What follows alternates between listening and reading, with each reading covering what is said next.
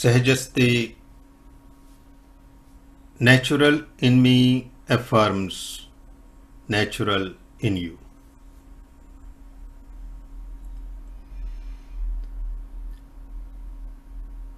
The peak intelligence moments are the moments of rapture, insights, bliss, in which we touch for few moments our peak potential.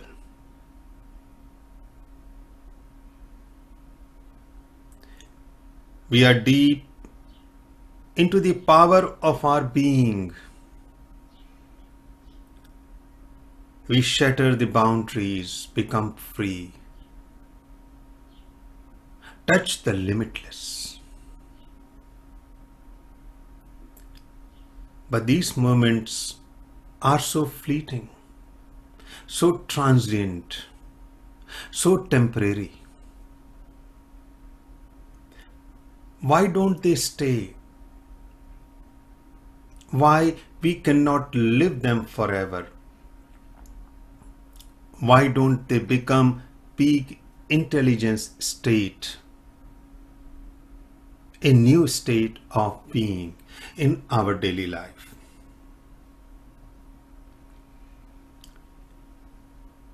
In order to answer those questions, we have to go deeper into human life, human evolution. In naturality framework, we call them 4 awakenings, 4 facts. And if we understand those 4 facts, 4 awakenings, will be very clear that why life is so much full of turmoil, turbulence, conflict, discontent, violence. Those 4 facts or awakening will not only give us the root cause of problems of human life, but also solutions. Because we must understand that no state in human life is final. In human life, there is no final destination. It is endless journey. Only thing is, a point comes where this journey is done with a sense of joy, with a sense of peace, tranquility. That becomes a new state of living. But how to get there? In order to be there, we have to understand about these 4 awakenings. The first awakening or fact is that fear and guilt are the 2 root causes of the problem of human life. Everything through which we go, we do, we plan, all our actions and thinking are rooted in these 2 problems, 2 facts of life, human life. Number 1 is fear. Number 2 is guilt. The question comes, fear of what? In the early life, before we become adult, it is the fear of the death of the body. Death of the body. Biological death. And that makes sense, because we have to protect ourselves biologically. And that survival instinct is present even in a single cell which was born on Earth 3.9 billion years ago. So that is very much the part of all living being, from single cell to an ordinary human and a sage. Fear of biological death prevents us from destroying ourselves physically. Absolutely essential. But actually, that physical death, which is inevitable, it is an absolute. Because whatever is born is going to die. We are born in time, so we have limited time on this earth and we are going to die. Nobody can deny it. But actually the problem of death or dying is not physical. It is psychological, it is existential. And that is the fear of complete cessation, non-existence forever. And that we cannot take, we cannot accept it. So it is the fear of dying as I experience myself, as a person, as an individual, as an achiever, as a dreamer.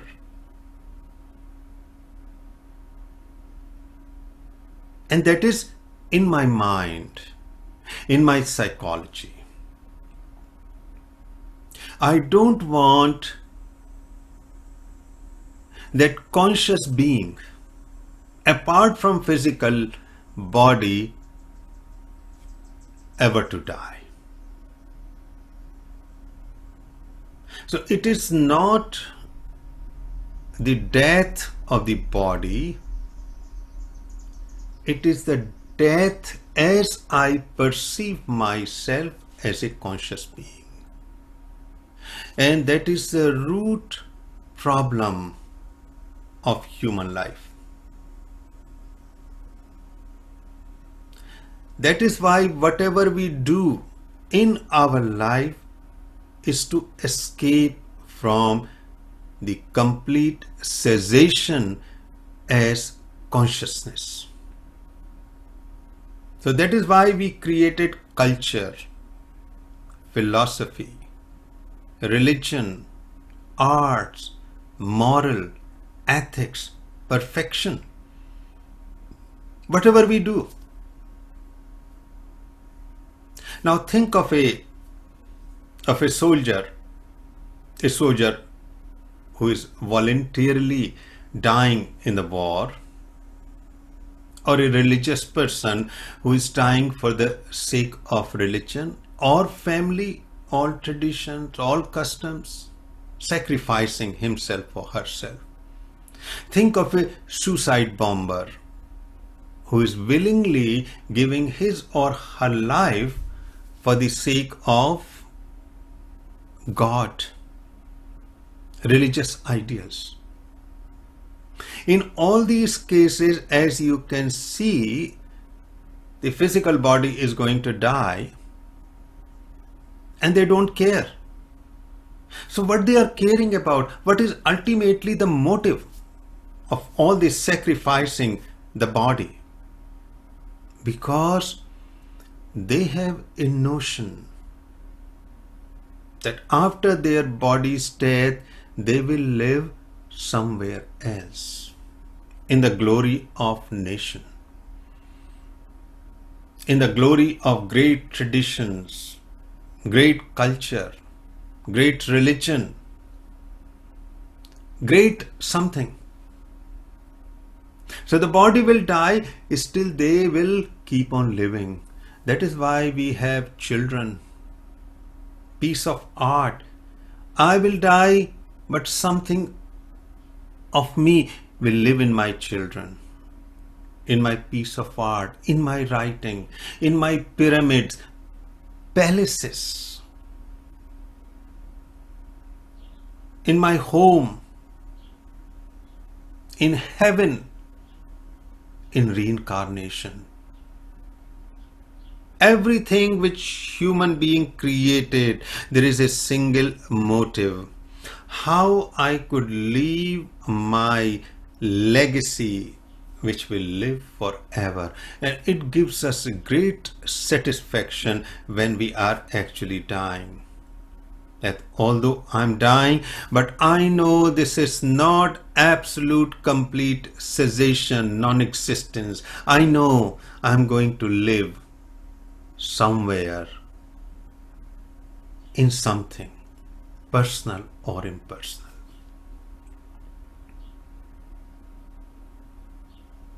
And in order to achieve that, a sense of permanence, we will do anything. We will do any violence. We will do charitable work. We will help others. We will destroy. We will construct. The negative and the positive ultimately comes to that, how I could live forever. A sense of immortality. Immortality is not of the body. Immortality of something in me, my consciousness, a piece of me, which will live forever.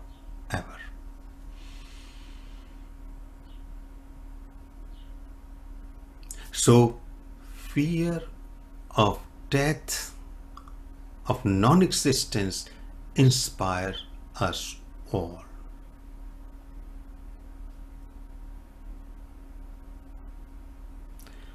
Number 2, after the fear is guilt. Guilt is very deep in human life. In some people it is less, in some it is more. Some people are able to suppress it, some people expressing it actively. In fact, if you really look into some religion, they will say we are a born sinner. We violated certain laws of the universe or God. What is sin? Sin is when the guilt persists. Guilt is constant. Guilt is a very healthy emotion because through guilt we correct our mistakes. And guilt is part of the social living. That is why I say social emotion.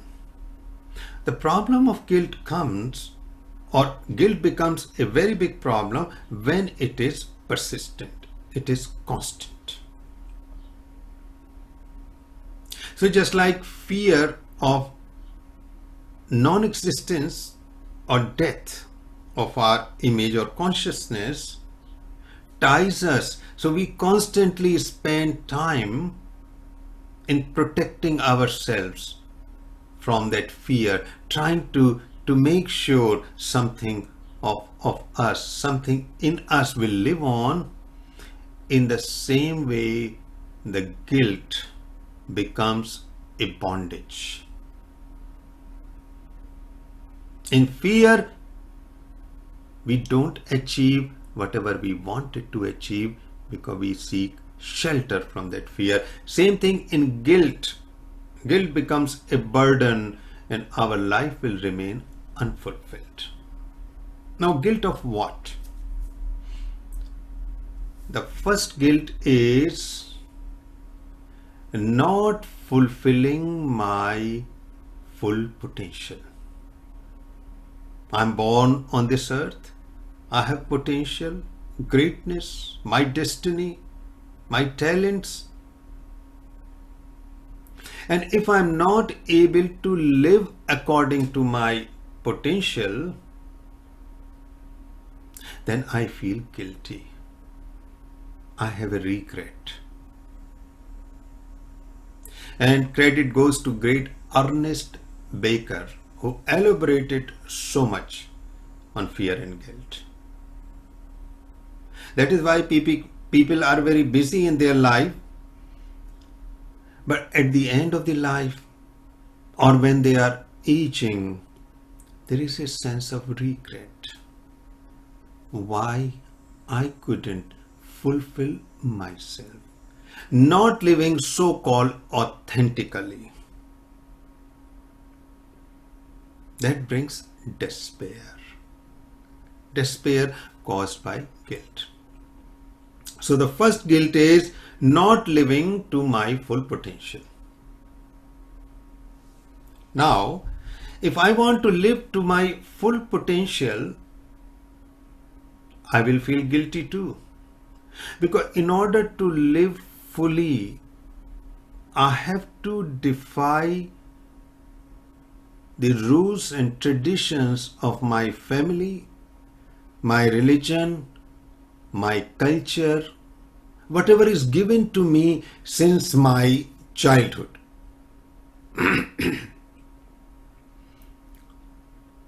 Because all culture, all society, all family, they want a person to follow a pattern.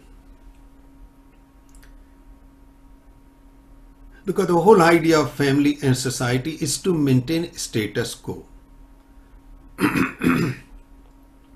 They don't want any rebellion. They don't want really individual. Individuals are threat. That when persons say, listen, I'm going to fulfill my life. Now that becomes a problem. What they want? To maintain this safe, familiar structure where everybody feels cozy. So when I want to fulfill myself and I defy all these customs, rule, family, I feel guilty. Why? Because other people feel hurt. And those are the people who gave me love, nurtured us when we were very young, in our childhood. So much protection.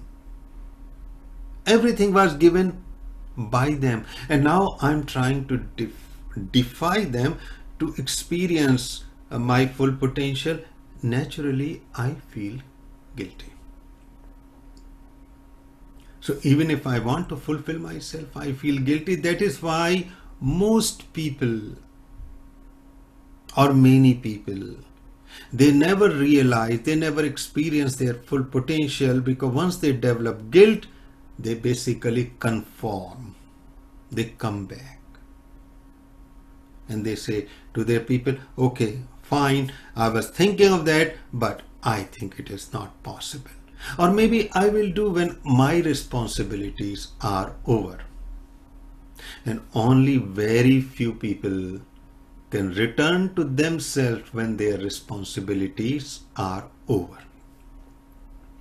So that is the second guilt. Third guilt is when I feel I'm not a perfect person.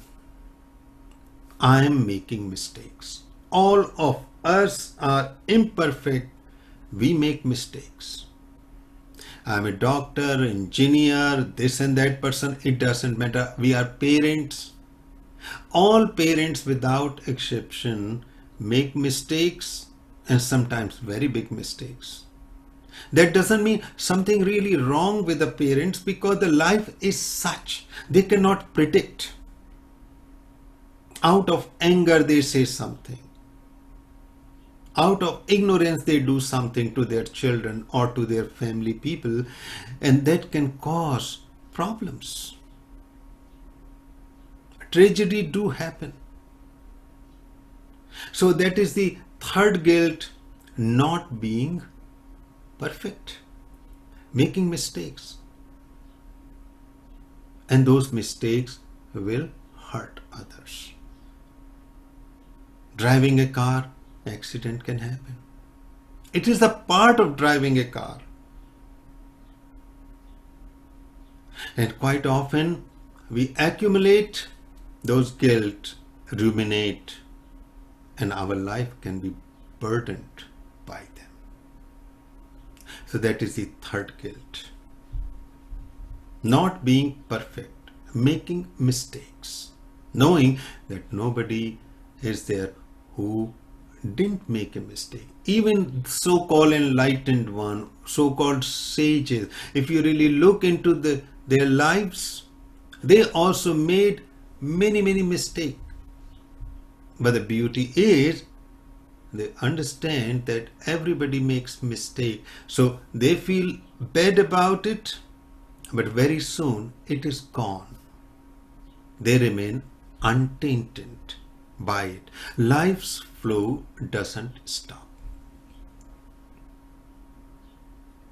The fourth guilt is when my nears and dears are suffering, they are in pain, disease, loss, in tragic circumstances, and I cannot help them. We cannot help them.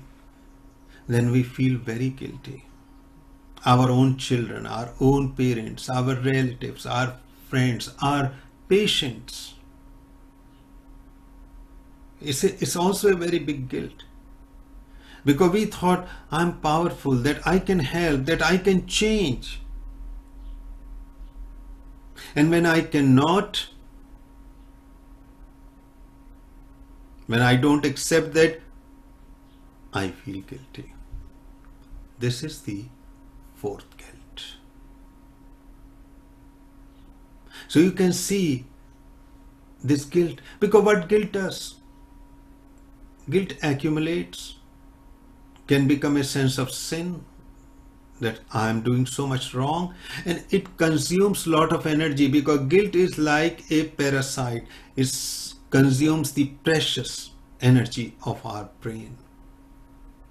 So we don't have enough energy to really do adventurous thing. And what we do? We try to discharge guilt by rituals, by religion, through gurus, through temples, through churches, charity, act of compassion. Lot of them are actually because of a sense of guilt. That is why we go to a river, take a dip. That is why we atone ourselves. Human beings created such complex mechanism to constantly expiate guilt, to discharge guilt. So every year we accumulate, and every year we try to clean it out. So life doesn't become such a burden that we will feel depressed, that we will stagnate, we will be stuck. So the first awakening is that fear and guilt are the twin problems of human life. But what is the cause of this problem?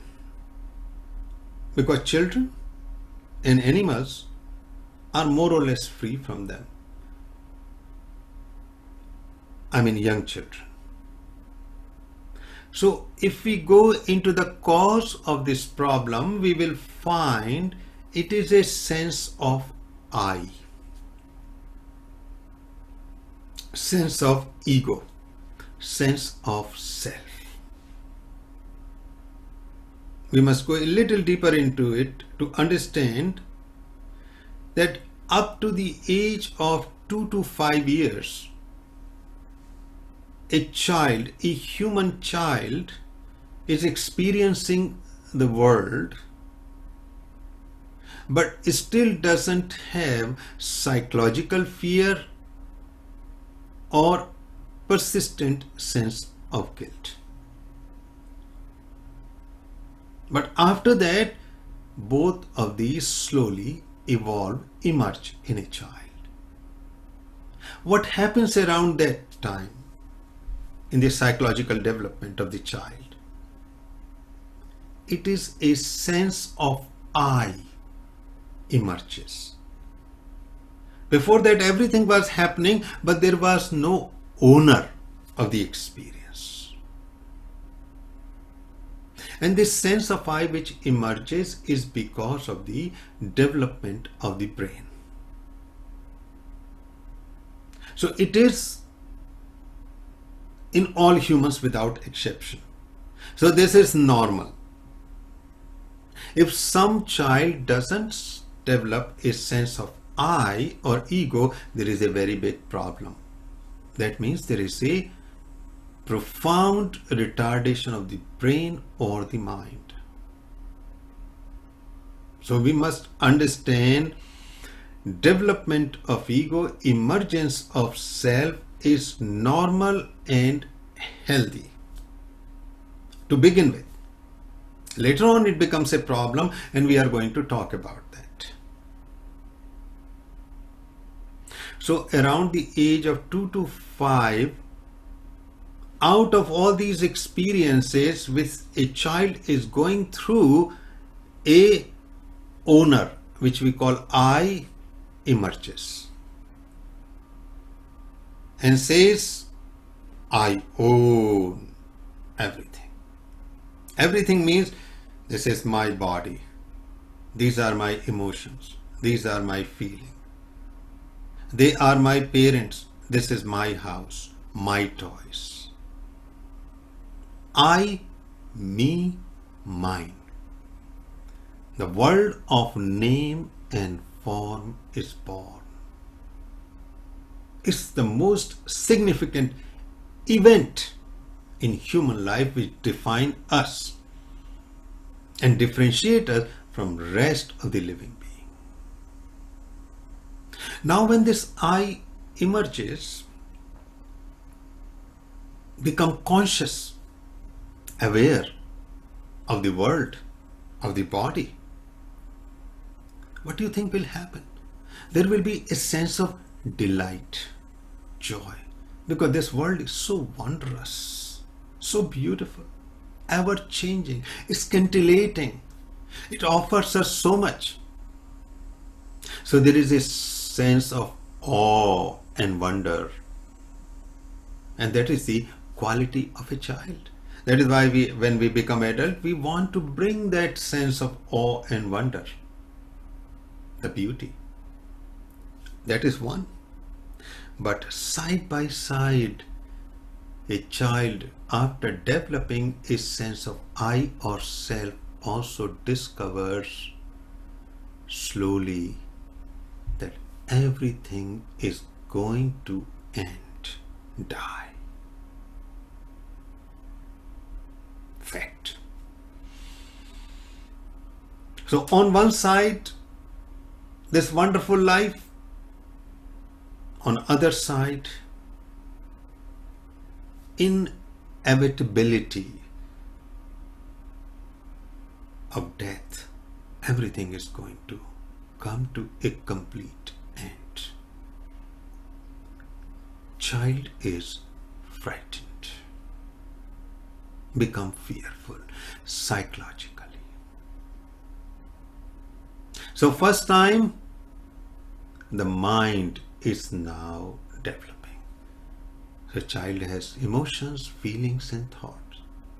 And when that fear comes of the end of the all life, where child will go? To the parents, to the caretakers. And what they do? Of course they are providing a physical protection, nourishing, It's not the body anymore. Now it is the mind. Because human beings are a body and a mind. So how these parents will try to protect this mind where child is experiencing this fear? They will bring culture. They will bring customs, tradition, religion, God, country, a million things. And they are all symbolic, they are all psychological. That is why all cultures, human culture, have a single motive: to protect a person psychologically from fear of death. That is why if any child is not rooted in a family, in a tradition, in a culture, they suffer from many mind-body problems, mental health problems, anxiety, depression, emotional volatility, borderline personality problems. So now a huge cultural protection is created and child feels safe because there is a God, because there are fairies, because there is a country, because there are benevolent beings who always provide protection, and there is a love, of course. So that is why now child escapes into family, tradition, culture, religion, education, science, all kinds of things. Escape. But a child has to pay enormous cost for this escape, and that is because child was born with his or her unique natural life energy.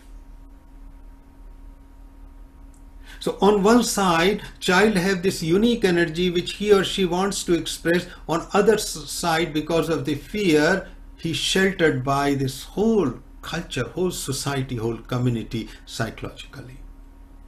And that culture, that family demands obedience from this child to behave in a particular way, to fit in a particular mold of that culture. So now you can see there's a conflict. And ultimately, in majority of cases, finally child gives up, surrenders. So individual unique energy are now become dormant. They are very much there, but they are much below the conscious surface. So those moments, the peak intelligence moments, which are the result of this exploding life energy, actually are deeply embedded. And life, lot of people live, become life of conformity. So, 3 facts, 3 awakenings, very quickly I will tell. The root cause, the problem, fear and guilt. Reason for that fear and guilt, this unique phenomena of I or self which perceive life and death, and the fear of death, non-existence, brings escape, want to be sheltered, and that psychological protection is given by the whole culture, family and community, but the individual has to surrender. This child has to surrender unique life energy and conform and follow a pattern. And the whole idea was this protection is absolutely vital, as I said, because people who are not rooted in something, who are not protected, they suffer from many mental health issues, body problem also. So yes, rooted up to a point when this child becomes an adult around the age of 20, 25 or 30. Then we have to rebel against this sense of self and go beyond and reclaim our original life energy. But that doesn't happen in most cases.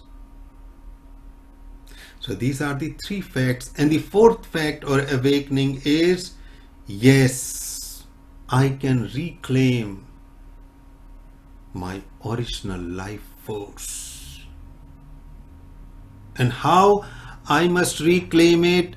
It is through my unique mind-body constitution. Because that is the thing which I have, and I was brought it. A person is brought it at the time of birth. It was subdued. So now I have to reclaim. So I could live fully, naturally, with not only peak intelligence moments, but the peak intelligence state, with my full potential which nature gives to us all. Every single being. We have to discover, we have to recover, we have to find our destiny, our unique path. And that is why naturality framework is again a pointing finger, a guide, a hint, a facilitation. But a lot of people, what they do, they go on this journey, but they surrender to another force which is equally prohibits them finding themselves. It may become a philosophy or institution or an ashram or a religion or a guru. They are all good in the beginning because we can learn from them. But the problem is, if we follow them, then we are following something which is external, and the whole energy, this life force, is within ourselves. So instead of going out, we have to go in. But most people find themselves confused, lost. Still they want to hold the finger of someone, a parental figure who will take them to their fulfillment, to the life, to the liberation, or to whatever they think about it. So these are the four awakenings: problem, fear and guilt, because of emergence of I, because of the evolution of the brain in humans. Because of fear and guilt, we take a shelter in something and we stop experiencing those peak intelligence moments. They are there but infrequent. And how to solve the problem? To go back to ourselves. Take all the help which is needed, but ultimately it's we, only we, can solve that problem.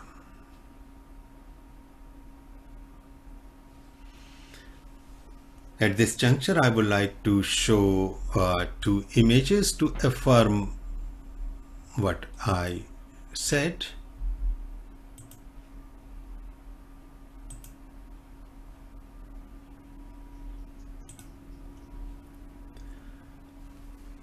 So naturality framework and four awakenings: the problem, fear and guilt, cause, I or sense of personal self. Totally necessary up to a point. After that, it becomes a problem. Our response: escape into all kinds of things, culture. Life energy is blocked. Solution is to be awake that my life energy is blocked and finding my unique way.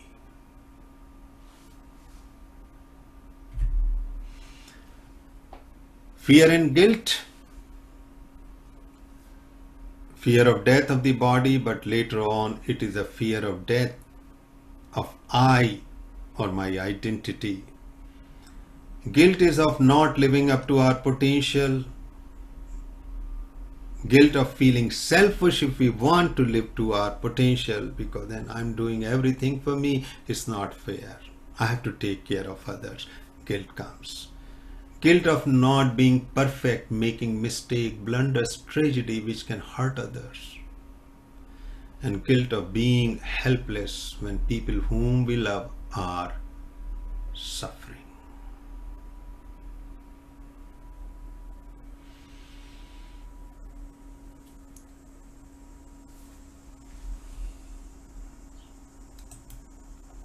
So I think we are pretty clear.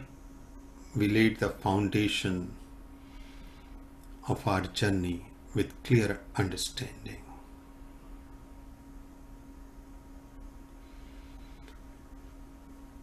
Sahajaste, natural in me affirms natural in you.